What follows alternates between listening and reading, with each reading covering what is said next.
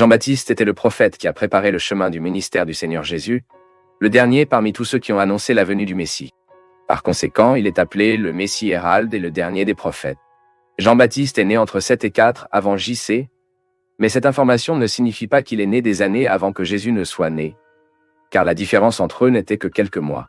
Cette information n'a qu'à une erreur dans notre calendrier sur la date de la naissance de Jésus. John le Baptiste était le fils d'un couple familial sacerdotal âgé, Zacharias et Isabelle. Sa mère était une épingle de Marie, la mère de Jésus. Le terme grec utilisé pour décrire la parenté entre Isabelle et Marie signifie un parent de sang ou de la même famille. Mais en dépit d'être un très grand terme, la plupart des chercheurs pensent que les deux étaient des cousins. Si cela est correct, Jean-Baptiste et Jésus étaient des cousins et du secondaire. Et dans cette vidéo, vous comprendrez tout ce que la Bible dit sur qui était John Baptiste. L'annonce de la naissance de John the Baptist est l'une des plus fantastiques enregistrées dans les Écritures. Les parents de Jean-Baptiste étaient des Juifs pieux, et la peur de Dieu, qui attendait la venue du Messie. Ils n'avaient pas d'enfants parce qu'Isabelle était stéréo, mais un certain jour, lorsque Zacharia remplissait ses fonctions sacerdotales, il a reçu une visite de l'ange Gabriel. L'ange lui a annoncé la naissance d'un fils et a indiqué le nom par lequel il devrait être appelé John. Et face à l'apparence de l'ange, Zacharie avait peur. Après l'annonce, votre réponse était une incrédulité. Ainsi, Zacharie a été condamné à se taire, c'est-à-dire muet jusqu'à la naissance du garçon. Très probablement, cette condition de la zécharia consistait non seulement en muqueuse, mais aussi en surdité. En plus de tout cela, lorsque Marie a été visitée par Gabriel pour lui annoncer la naissance de Jésus, l'ange aussi, il lui a parlé de la gestation d'Isabelle. Et cela a fait visiter Marie à Isabelle.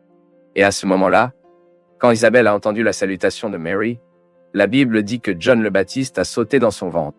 Puis, au moment opportun, Isabelle a donné naissance à John le Baptiste. Lors de la cérémonie de choix du nom du garçon, Zacharia, son père, a récupéré sa voix. Initialement, les gens appelaient le garçon de Zacharia, mais le nom qui devrait être donné était John. Tous ces événements ont fait craindre le peuple, de sorte que dans toutes les montagnes de la Judée aient été divulguées les choses qui se produisaient en relation avec la naissance de Jean-Baptiste. Donc, tout le monde se demandait qui serait ce garçon. La Bible dit que Jean-Baptiste a grandi dans le désert de la Judée et a reçu l'appel pour exercer son ministère prophétique.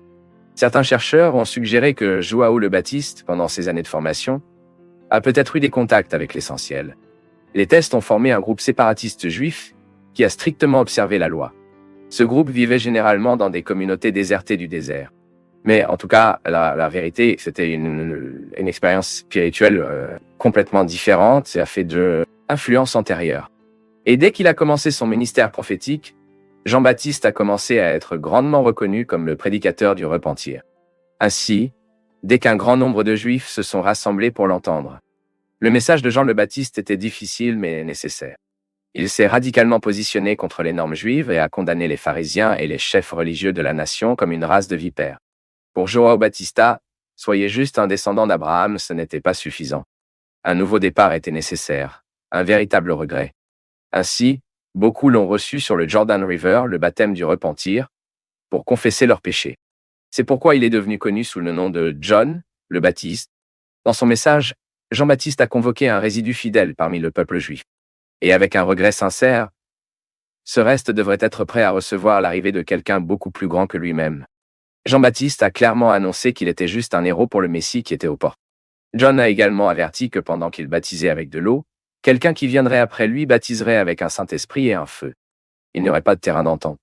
Le Messie apporterait le salut et le jugement.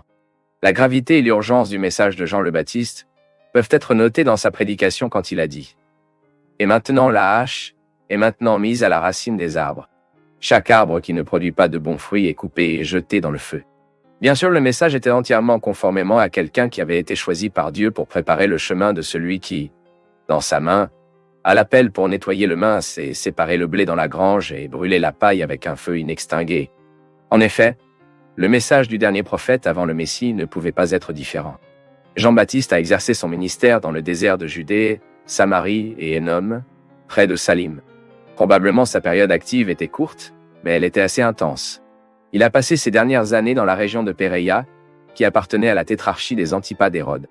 Il a également été suivi par des disciples fidèles, et à eux, Jean le Baptiste a enseigné les règles pratiques et objectives de la charité, de la piété et de la justice. Nous savons également que notre Seigneur Jésus a été parmi ceux qui ont reçu le baptême de Jean. Et John le Baptiste a même esquissé une certaine réticence parce qu'il se considérait comme indigne d'accomplir cette noble tâche. Et dans l'occasion du baptême de Jésus, Jean-Baptiste a clairement reconnu que c'était lui qui était annoncé dans sa prédication. Et c'était le même moment que, surnaturellement, le Saint-Esprit est descendu sur Jésus et a entendu une voix du ciel en disant « Tu es mon fils bien-aimé que j'achète ». La personnalité de Jean-Baptiste a toujours été quelque chose qui a suscité la curiosité des gens. Il est vrai que les évangiles fournissent peu d'informations personnelles à ce sujet-là. Cependant, par le petit qui est dit, nous pouvons supposer que John le Baptiste avait une personnalité forte et vigoureuse, quelque chose de compatible avec le caractère même du message qu'il a proclamé. La Bible dit que John le Baptiste habillait d'une manière assez simple. Il portait des vêtements en cheveux chameaux et portait également une ceinture en cuir autour de ses reins. Dans Matthieu chapitre 11, verset 8, le Seigneur Jésus lui-même a mentionné le fait que Jean-Baptiste ne portait pas de beaux vêtements. John avait toujours des restrictions de type nazi, comme l'interdiction de toucher une boisson forte. Et cela a conduit de nombreux chercheurs à comprendre que Jean-Baptiste était une sorte de vie de nazireux, c'est-à-dire qu'il n'était pas seulement nazireux dans une période de vote, mais tout au long de sa vie. Le régime alimentaire de John the Baptist a également suivi la même ligne simple. Il a mangé sauvages et sauterelles, des aliments qui pourraient être trouvés dans le désert. Bien sûr, nous ne pouvons pas comprendre que ces deux articles étaient constitués tout au long du régime du prophète, mais ils ont réfléchi et ont montré leur mode de vie simple, qui avait une protestation vivante contre tout ce qu'il a dénoncé. Mais à un moment donné, il semble que Jean le Baptiste ait soulevé des soupçons d'Antipas d'Hérode, d'être le leader d'un type de mouvement populaire qui pourrait avoir des conséquences imprévisibles, en particulier politiques. Et allié à cela, Hérodias, la femme d'Hérode, s'est particulièrement ennuyée avec Jean le Baptiste pour avoir dénoncé l'illégalité de son mariage avec Hérode. Pour cette raison, Jean le Baptiste a finalement été emprisonné dans la forteresse d'Hérode. Hérode n'était pas disposé à tuer John le Baptiste. Mais un certain jour, Hérode Antipas a finalement juré à la fille d'Hérodias et a été contraint de remettre la tête de John le Baptiste comme prix. Ainsi, Jean-Baptiste, le dernier des prophètes de l'Ancienne Alliance, a été décapité. Fait intéressant, à l'époque de Jean-Baptiste, les gens l'ont confondu avec Élie, afin qu'il ait lui-même dû clarifier pour ne pas être le prophète emblématique d'Israël. Mais de manière figurative, John peut être identifié comme Élie, en ce sens que son ministère prophétique et ses actions étaient similaires au ministère et aux actions du prophète Élie en Israël. Ceci est tout à fait clair lorsque nous comparons la prophétie du prophète Malachie, enregistrée dans les chapitres 3 et 4 de son livre, avec l'annonce faite par Gabriel qu'il préparera la voie du Messie dans l'esprit et la puissance d'Élie, comme nous lisons dans Luc chapitre 1 et verset 17. De cette façon, tout comme Élie, Jean le Baptiste a dénoncé le péché et a appelé au repentir.